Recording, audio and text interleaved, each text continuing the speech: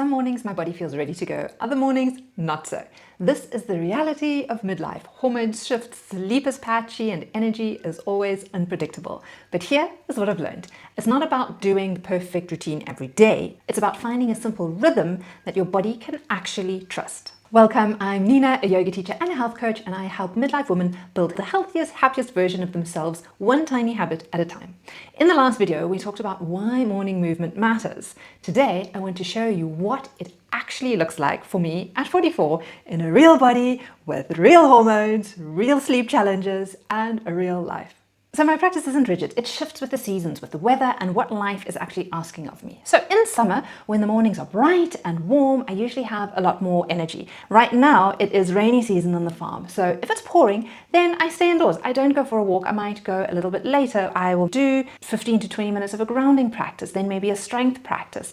In the winter, when it is cooler and drier here, I often sleep a little later and then head out for a brisk walk and do a little bit more warming exercises and practices that are energizing. So I really shift and change depending on what the weather and the seasons are offering me. Secondly, I don't follow a strict cycle workout plan, but I do notice how my energy moves through the month and I adjust my expectations. So in my follicular phase, so the week or so after my period, my energy is usually higher. That's when I might lift heavier weights, maybe go a little bit deeper or explore something different in my yoga practice. Add maybe an extra, if I'm feeling brave, HIIT or a sprint interval training workout to my week. Around ovulation, things don't feel magical for me. For a lot of women, they do, but for me, unfortunately, I'm a bit uncomfortable. I feel a little bloated and quite irritable. So for years, I thought I should have this incredible energy. What's wrong with me? But now I just actually ease off. And instead of pushing and trying to pretend that all should be good, I back off a little. And then when I move into my luteal phase, just after ovulation, my energy definitely does dip a little. So I still move, but it's slower.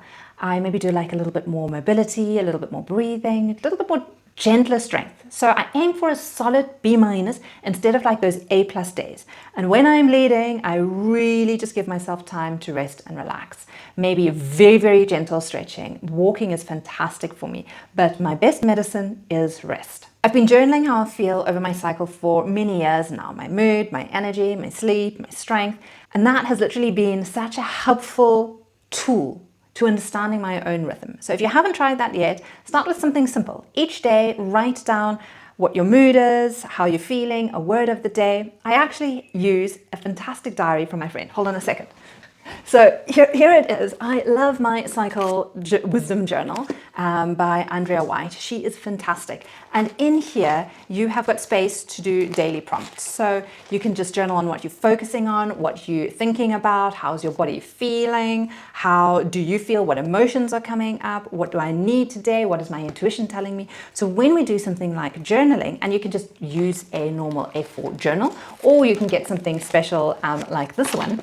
When you start doing that week after week, month after month, year after year, you really start to figure out what your own unique rhythm is. And so you don't have to try and follow what the experts say. You can actually start working a lot more intuitively and start trusting yourself and understanding what it is that you're needing. Over time, you'll definitely see your pattern and you'll stop fighting your innate nature and actually start working with it. So right now, my morning routine looks a little something like this. In the morning, it's usually a 20 to 30 minute walk as the sun rises to clear my head and to wake up my body. This is the best thing to do, especially if you're feeling a little down or groggy or depressed, to get out in the light first thing in the morning.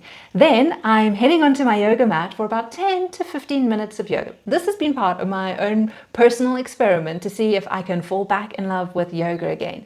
And if you're interested in following my little adventure, you can check it out in the little short reels that I have. Then after that, I usually do maybe 30 minutes of some strength training 2 to 3 times a week so that I can feel strong and to protect my muscles for my future self. And I don't always achieve it, but I try to do one short high intensity training or one sprint interval training about once a week. And that might take me to about 15 minutes. And that's it. That's just my morning routine. Some weeks it's more, some weeks life happens and it's less, but it's realistic. It fits my body, it fits my schedule and my priorities. And most importantly, it's something I can actually keep doing and something I look forward to doing. Now, when I look back into my 20s and 30s, movement was a bit more like this all or nothing attitude. If I couldn't do a full class or a hard workout, I do nothing at all. And I thought it didn't count. Now in my midlife, my question is very, very different.